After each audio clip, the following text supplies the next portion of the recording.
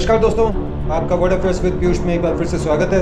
9 मई 2025 की रात अमेरिका के शीर्ष अधिकारियों ने भारत के प्रधानमंत्री को चेताया पाकिस्तान बहुत बड़ा हमला करने वाला है, लेकिन इसके जवाब में प्रधानमंत्री नरेंद्र मोदी ने जो कहा उसने भारत की नई रणनीतिक पहचान को दुनिया के सामने ला दिया। आज हम आपको बताएंगे वो पूरा सच जो विदेश मंत्री डॉक्टर एस जयशंकर ने हाल ही में अमेरिका में प्रेस के सामने उजागर किया।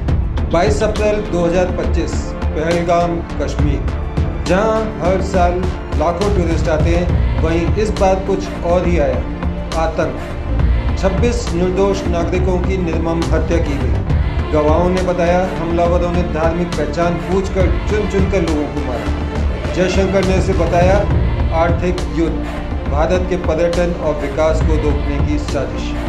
भारत की प्रतिक्रिया थी सीधी, सटीक और निर्णायक ऑपरेशन सिंदूर। मीडिया रिपोर्ट्स के अनुसार भारत ने सीमा पार आतंकी ठिकानों पर सर्जिकल स्ट्राइक की। एस जयशंकर खुद बता रहे हैं, उनके शब्दों के अनुसार, मैं खुद उस कमरे में मौजूद था जब अमेरिका के उपराष्ट्रपति वेंस ने पीएम मोदी से कहा, अगर आपने हमला किया तो पाकिस्तान बहुत बड़ा जवाब देगा। अमेरिका की तरफ से यह चेतावनी सीधे खुफिया जानकारी पर आधारित थी, लेकिन भारत की प्रतिक्रिया क्या थी?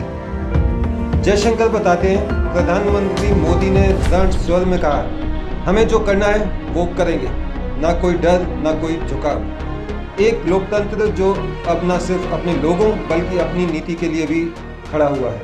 और फिर वो हुआ जिसकी पाकिस्तान ने कल्पना भी नहीं की थी। 9 मई की रात को भारत ने सीमा पार आतंक के खिलाफ जवाबी हमला किया। ऑपरेशन सिंदूर के जरिए सटीक, नियंत्रित और बहुस्तरीय।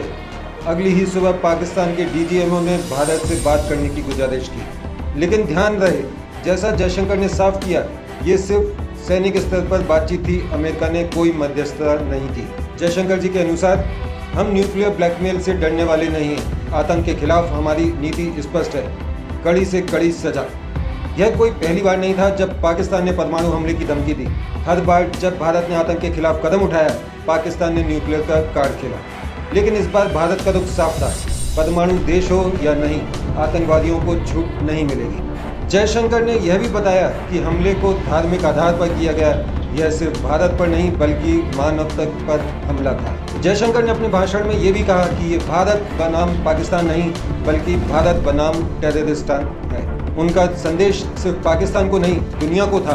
आतंक के खिलाफ भारत सिर्फ जवाब नहीं दे रहा, अब एजेंडा सेट कर रहा है। यूएन में ह्यूमन कॉस्ट ऑफ टेररिज्म प्रदर्शनी के उद्घाटन के वक्त उन्होंने दुनिया को भारत की आतंक के खिलाफ जीरो टॉलरेंस की नीति दिखाई। ईयू, क्वाड और अन्य मंचों पर भारत की आवाज़ अब और तेज है और सुनी भी जा रही है। तो कुल मिलाकर इस पूरी घटना से क्या सीख मिलती है? पहली, भारत अब डरने वाला नहीं है। न्यूक्लियर ब्लैकमेल का कोई असर नहीं। अमेरिका की चेतावनियों के बावजूद नीति पर अडिग नेतृत्व, आतंकवाद के खिलाफ सीधा जवाब और कूटनीति के साथ साथ सामरिक एक्शन और नया मॉडल। इस पूरे घटनाक्रम ने एक बात साबित की, अब भारत सिर्फ प्रतिक्रिया नहीं करता, अब वो नीति तय करता है। सोचिए, क्या पहले किसी ने इस तरह न्यूक्लियर देश को चुनौती दी थी? अगर आपको भारत की ये रणनीति समझ आ गई हो तो वीडियो को लाइक करें, अपने दोस्तों में शेयर करें, अपने विचार कमेंट में ज़रूर बताएं। क्या मोदी सरकार का ये स्टैंड सही था? और देश विदेश की सच्ची ताकतवर खबरों के लिए चैनल को सब्सक्राइब करना बिल्कुल ना भूलें। मिलते हैं अगले वीडियो में किसी नई जानकारी के साथ। तब तक के लिए मुझे आज्ञा दीजिए। नमस्कार, जय हिंद, वंदे मातरम।